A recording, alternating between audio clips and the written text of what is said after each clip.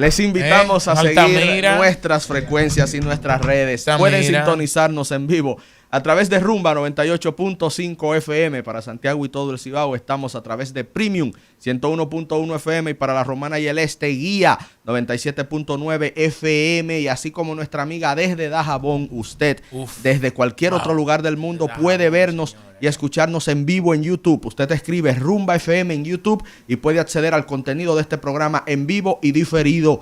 El Rumbo de la Mañana, Rumba FM y RCC Media, cubriendo todo el territorio nacional y un poquito más allá, Julio Alberto. Bueno, señores, continúan las reacciones en torno a este conflicto entre Israel e Irán. Ahora los cuerpos de seguridad, los cuerpos de la Guardia Revolucionaria Islámica lanzaron una nueva advertencia sobre Israel. Ellos dijeron: quienes apoyan a este régimen criminal deben saber que las operaciones efectivas, selectivas y cada vez más devastadoras contra los objetivos vitales de este régimen falso continuarán hasta su completa destrucción. Emitieron las fuerzas, los cuerpos de la Guardia Revolucionaria Islámica. Recuerden que Israel lanzó ataques muy selectivos en contra de Irán y entre ellos estuvieron parte de la cabeza del cuerpo de esta fuerza revolucionaria militar islámica, que falleció entre los bombardeos selectivos que le hizo Israel a Irán, porque parte del objetivo israelí es precisamente debilitar el cuerpo militar y nuclear de Irán. Entonces, gran parte de la alta dirigencia militar. Efectivamente. Gran parte de esa alta dirigencia, que es fundamentalista porque es parte del liderazgo militar que emergió con la revolución de Jomeini en 1979. Porque recordemos que Irán era pro-occidental antes de esa revolución y tenía buenos vínculos con Israel. Con el Shah Reza Pahlavi. Con Mohamed Reza Pahlavi. Pero esa revolución que se da en el 79, que destruye a Reza Pahlavi, entonces suben estos comandantes militares que ahora está descabezando Israel. Y para continuar esta interesantísima conversación, ya tenemos aquí en cabina un experto geopolítico en más política internacional en este país. Y estoy de acuerdo. De nuestra generación, me parece el analista geopolítico más acabado, más terminado, más completo que tiene la República acabado Dominicana. en el buen sentido. En el buen sentido. Evidentemente que sí. Yatsel Román, en el Rumbo de la Mañana. Qué privilegio, querido amigo, estar contigo en este programa. Muchísimas gracias. La verdad que para mí es siempre un honor compartir con esta audiencia. No son quizás los momentos más agradables desde el punto de vista geopolítico, geoeconómico, geoestratégico, pero vale la pena por eso mismo entenderlos para de esa manera tener una mejor idea de cuáles son los cursos en torno a la acción. Ahora bien, el día de hoy no necesariamente vamos a profundizar mucho sobre lo que está pasando en el momento, sino que quería compartir pues un poco sobre una figura que dejó el mundo de los vivos este fin de semana, una figura bastante importante. Violeta Chamorro. Sí. Violeta Barrios de Chamorro, sí. parte del mundo de los vivos a sus 95 años de edad, exiliada, ya que la putrefacta dictadura que se ha instalado en Nicaragua pues ha expulsado a más de 400 personas que identifica como opositoras. Recordaremos que en las elecciones del 2021, la coronación del dictador, apresaron a los 14 candidatos presidenciales opositores, incluyendo a la hija de Violeta Barrios de Chamorro, que sufría Alzheimer's en la recta final de su vida, y la expulsan en 2023. Y por eso quiero hablar un poquito sobre quién fue y por qué ese odio tan nauseabundo de parte del régimen dictatorial Ortega Murillo. En 1990, febrero de 1990, doña Violeta se convirtió en la primera mujer electa presidenta en la historia de las Américas.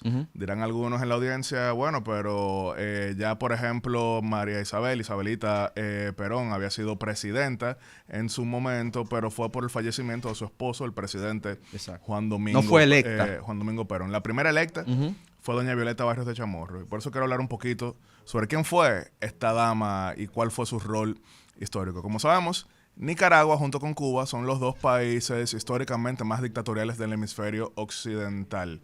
Previo a 1990, Nicaragua no había tenido una sola elección libre en toda su historia. Durante décadas rigió la dictadura somocista, encabezada por primero Anastasio Somoza García, Tacho, después por sus hijos Luis Somoza de Baile, le decían el Somoza bueno porque era el menos feroz, y después Anastasio Somoza de Baile, Tachito. Cuando cae esa dictadura, en 1979, había mucha emoción porque se entendía que finalmente Nicaragua sería democrática. El grupo principal que derrocó aquella dictadura era el Frente Sandinista de Liberación Nacional. Y ahí estuvo Daniel Ortega. Claro.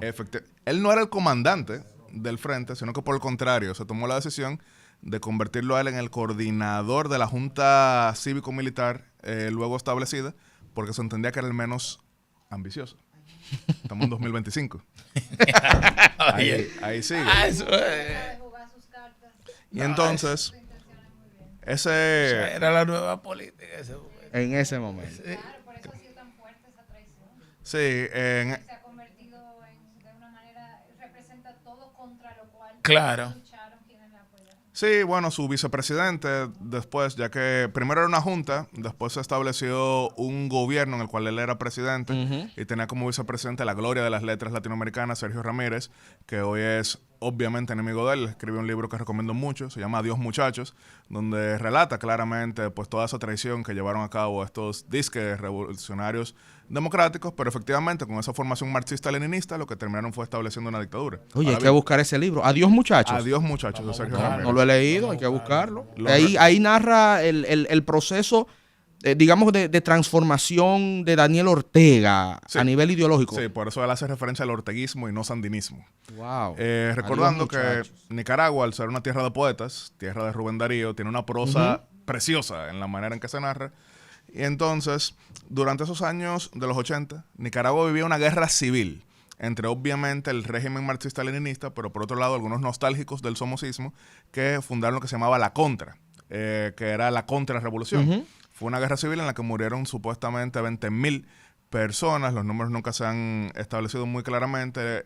El país quedó completamente quebrado, sancionado. Recordaremos que eso llevó a gran escándalo en Estados Unidos porque la administración de Ronald Reagan financiaba a la Contra, erróneamente viéndolos como luchadores libertarios, cuando para muchos de ellos el tema no era establecer una democracia, sino quitar esa dictadura para volver a la dictadura somocista.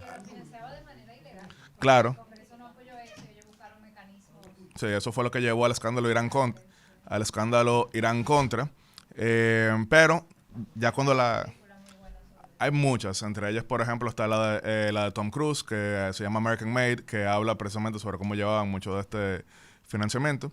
Pero ya cuando la Unión Soviética venía cayendo y que ya no les interesaba tanto a Moscú seguir financiando este tipo de regímenes satélites en la región, pactan unas elecciones adelantadas para 1990. Todas las encuestas apuntaban a que Daniel Ortega tenía 70% del electorado, así que él acepta la elección como requisito para pactar la paz, es decir, el fin de la guerra.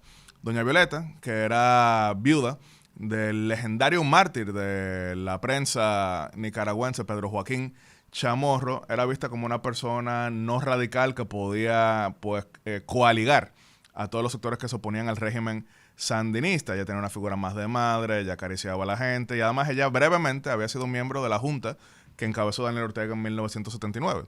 Entonces, de manera sorpresiva, en ese 1990, cuando nadie lo esperaba, gana Doña Violeta con un margen de 15 puntos por encima de Daniel Ortega, que entonces, en ese momento, toma la decisión de sí reconocer el triunfo. Entonces, se dice que como Jimmy Carter, jefe del Centro Carter, observador en aquel momento y que había jugado un rol importante en la caída de Somoza en el 79, fue directamente donde Daniel Ortega y le dijo: presidente, usted perdió.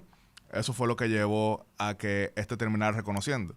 Hay una leyenda que nunca ha sido comprobada, aunque la han dicho muchas personas, de que entonces Jimmy Carter llevó a Daniel Ortega donde Doña Violeta, junto a también su hijo Carlos Fernando Chamorro, porque pasaba algo. Fruto de la guerra civil, todas las familias nicaragüenses estaban divididas, incluso la familia Chamorro. Doña Violeta tenía 4 hijos, de los cuales 2 eran sandinistas y 2 eran entonces opositores, incluyendo su hijo Carlos Fernando, que era el director del órgano de propaganda sandinista y fue quien acompañó a su candidato, el comandante Daniel Ortega, hacia donde doña Violeta, y se cuenta que Daniel Ortega rompió en llanto y que doña Violeta lo acarició y le dijo, ya, mi niño, cuando ganó esas elecciones. O sea, que en esas elecciones que ella gana, el hijo de Violeta estaba haciendo campaña por un candidato que competía contra ella, que era... Sí, efectivamente, doña Violeta son 4 hijos, y de esos 4 hijos, Carlos Fernando dirigía el periódico Barricada, que era el órgano de propaganda del sandinismo. Hoy es enemigo también de Daniel Ortega, y lo exilió también. Su otra hija, Claudia, era embajadora del sandinismo. Su otro hijo, Pedro Joaquín Chamorro, era parte de la Contra, y su hija, Cristiana, era parte del editorial del periódico La Prensa, que era opositor al régimen sandinista. Sin embargo, a pesar de que esto fue un gran hito, ella fue muy aplaudida porque eliminó el servicio militar obligatorio, desarmó a la Contra y promovió la paz, pero Daniel Ortega se mantuvo bajo lo que él llamaba gobernar desde abajo. Huelgas constantes, paralizantes, en todo momento desestabilizó el gobierno hasta el último segundo y prácticamente inutilizó el gobierno desde la vía callejera. Eso llevó a que muchas personas criticaran a doña Violeta desde la derecha porque decían que tenían que meter preso a Daniel Ortega por todo lo que estaba haciendo. Había otros candidatos que decían que en el momento que ellos fueran presidentes meterían preso a Daniel Ortega. Ese fue el caso de Arnoldo Alemán, que terminó siendo el presidente que sucedió a doña Violeta. Sin embargo, no solamente no metió preso a Daniel Ortega, sino que pactó una reforma constitucional con él para garantizar impunidad, y eso fue parte de lo que aperturó la llegada después nuevamente de Daniel Ortega, peor que nunca, porque si ya él perdió las elecciones del 90, cuando él retorna al poder, él decide jamás entregar las elecciones. Independientemente de que durante el gobierno de Arnoldo Alemán fue que se reveló el escándalo de violación, abuso sexual y pederastia del dictador Daniel Ortega. Sin embargo, Alemán no lo metió preso, sino que pactó con él. Y regresa Daniel Ortega, y como ya había perdido las elecciones del 90, como bien menciono, decidió que elecciones libres, eso no va a pasar jamás. Aprendió la lección. Incluso en las elecciones del 2016, Daniel Ortega, las encuestas daban que llevaba 40% por encima de cualquier candidato cercano. Es decir, le llevaba 40 puntos. Y aún así los inhabilitó a todos. Pues le dijo, mira, ya yo caí en ese gancho. Yo caí en ese gancho antes. Entonces, yo sí creo que vale la pena conocer la historia de Nicaragua, vale la pena conocer el rol que jugó doña Violeta Barrios de Chamorro, una madre democrática que en un momento de guerra civil, que en un momento de división, que en un momento de derramamiento de sangre, apeló a la unidad. Tristemente, eso no es lo que vive hoy Nicaragua. Sin embargo, ya desde el más allá, creo que ella puede seguir siendo. Confío en que ella seguirá siendo un símbolo para quienes creen en la paz.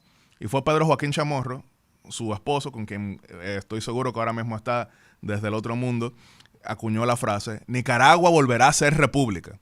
Y eso fue precisamente lo que dijo doña Violeta en ese cierre de campaña de 1990, donde se ven las imágenes. Ella está en una silla de ruedas porque ella se había roto la pierna durante la campaña. Wow. Y ella en ese discurso fue que dijo, Nicaragua volverá a ser república. Y yo sé que eso será gracias también a la labor que en vida hicieron figuras como el mártir Pedro Joaquín Chamorro, como Enrique Bolaños y como también doña Violeta, que en paz descanse, Dios la tenga en la gloria. Qué importante, querido amigo, que resaltes esos ejemplos de figuras que lucharon por la democracia en Hispanoamérica, y creo que haces un aporte muy importante al pueblo dominicano y a nuestra audiencia, resaltando la figura de doña Violeta Chamorro, Dios la tenga en gloria. Pero bueno, el tiempo avanza bastante rápido y no nos gustaría que te fueras del espacio sin hablarnos brevemente de lo que está sucediendo en Oriente Medio, los ataques de Israel a centrales nucleares de Irán, centrales energéticas de Irán, líderes militares de Irán, líderes políticos de Irán. Muchos dominicanos y dominicanas quizá no lo comprenden porque no saben el contexto ni conocen los antecedentes. Y me gustaría, Yaxel, que brevemente nos explicaras qué hay detrás de estos ataques de Israel a Irán y de las respuestas con misiles de Irán contra Israel. Claro, en estos días estaba recordando que la razón por la que yo me uní a Twitter en el año 2009 fue justamente por la elección presidencial en la que se religió Mahmoud Ahmadinejad como presidente de Irán. Recordaremos que en ese momento fue acusado de fraude y eso llevó a grandes protestas, y como no se permitían pues equipos de filmación durante las protestas, la mayoría de las imágenes que recibíamos eran personas en celulares subiéndolo a Twitter. Y ahí fue que yo me enteré, bueno, ¿qué es esto? Twitter. Y entonces fue lo que terminé entrando para ver las protestas en contra de Mahmoud Ahmadinejad. Quiero sí explicar un poquito para la audiencia dominicana, quizá no tenemos tanto tiempo, pero para que sepan, primero, Irán no es un país árabe, es un país persa, de mayoría musulmana, pero no es árabe.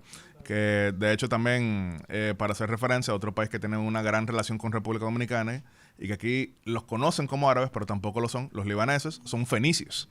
Pero a diferencia también de otros regímenes que existen en el Medio Oriente, como bien acaban de escuchar, Irán tiene elecciones. Si bien el ayatollah es quien tiene el control absoluto del ejército, que en la realidad es quien maneja el país, ellos sí tienen un gobierno civil que maneja temas principalmente económicos. En ese sentido, la lucha política en Irán se da de la siguiente manera. El régimen tiene que aceptar los candidatos que se dividen entre conservadores y reformistas. Conservadores son los que quieren de alguna manera u otra mantener el status quo social, y reformistas son los que quieren llevar hacia otro, vamos a decir, contexto. En ocasiones, de hecho, como es el caso de Mahmoud Ahmadinejad, el régimen ha considerado algunos candidatos más conservadores que el ayatollah.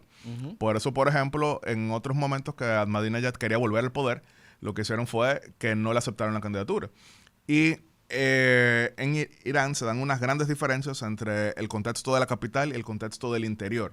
La capital no se parece a la imagen teocrática que uno ve en el resto de Medio Oriente, sino que es una ciudad, no quiero decir cosmopolita, claro, pero sí tiene, vamos a decir, más desarrollada. Bastante más. Y de hecho, cuando uno ve los debates políticos para las elecciones en Irán, uno ve que, por ejemplo, hay varios candidatos que dicen que van a habilitar más conciertos en el interior. Eso suena como que llamativo. Lo que pasa es que en el interior consideran que los conciertos, los eventos musicales, son algo pues que viola todo tipo de concepto religioso. Quería poner en contexto de lo que sucede. Ahora bien, Irán ha sido tradicionalmente un gran patrocinador de grupos militantes, grupos terroristas en varios casos. Y dos de los más llamativos son precisamente los que tenemos en Gaza y los que tenemos también en el Líbano. Son Hamas y Hezbollah. Incluso la lucha política en el Líbano, repito, país muy ligado a la República Dominicana, tenemos 130,000 personas de origen libanés entre primera y cuarta generación. Incluyendo al presidente de la República, incluyendo al expresidente de la República también, Jacobo Masluta, incluyendo senadores, alcaldes.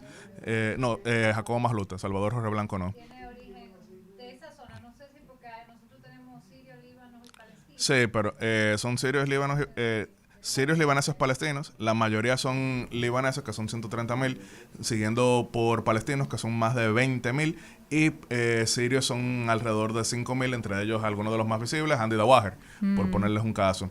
Pero la lucha política en el Líbano se da entre segmentos patrocinados por Irán y segmentos patrocinados por Arabia Saudita. Es decir, es muy existente lo que le llaman el combate proxy.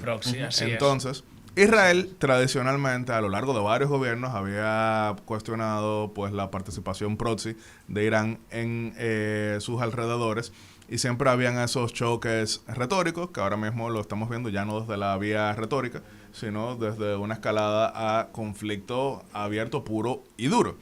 Eso, desde luego, es una de las principales noticias que vamos a ver en muchísimo tiempo, porque no es lo mismo combatir a los subsidiarios, sino a quien patrocina, ya que Irán tiene pues mucho más armamento, tiene mucho más herramientas, y es por eso que hemos visto que Estados Unidos en su reacción inicial lo que dice es, no tenemos nada que ver con esto, nos informaron. Trump, el presidente, dio una declaración primero diciendo, bueno, se van a morir todos si eso sigue así, y después le preguntaron en Fox News el viernes de, bueno, ¿y con quién usted está negociando? Bueno, que ya mataron a todas las personas con quien estoy negociando.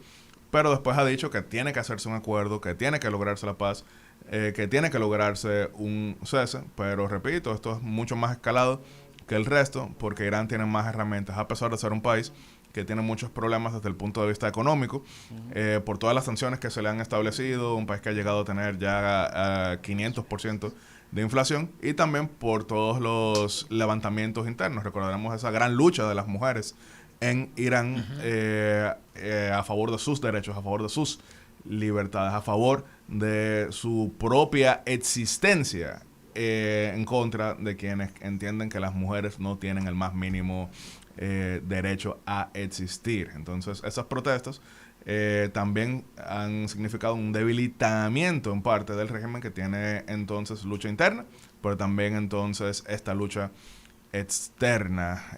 Obviamente en la región de Medio Oriente lo que sea que suceda impacta mucho más allá, sea de inmediato, sea en mediano plazo o sea a largo plazo. Así que esto no es solamente cultura, esto también es geopolítica, geoeconómica y geoestrategia.